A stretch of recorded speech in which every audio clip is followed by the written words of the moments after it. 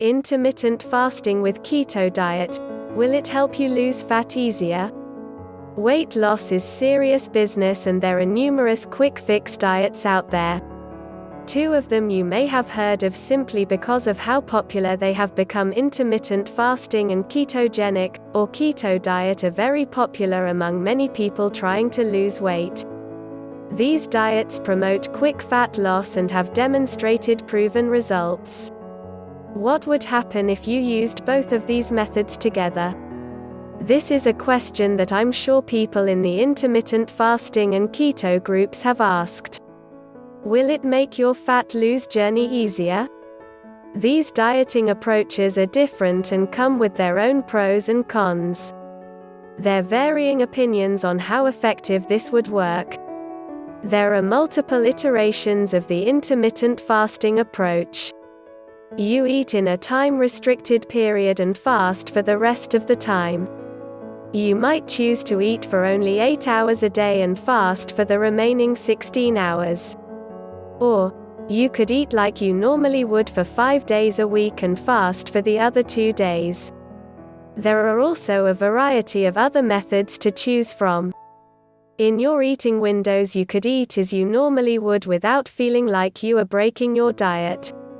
This is what makes fasting easier to stick to than a more traditional approach of calorie counting. It is less restrictive in food choices, and you won't feel like you are missing out. The ketogenic diet, on the other hand, is a high-fat and low-carb diet. With this approach, you would cut your carb intake to no more than 50 grams of net carbs per day. Net carbs is total carbs minus fiber. Though it can help you weight rather quickly, it is very restrictive. Since you are only allowed 50 grams or less of carbs per day, you would unlikely be able to eat as you normally would, as carbs sneak in through many different unassuming food, and add up quickly.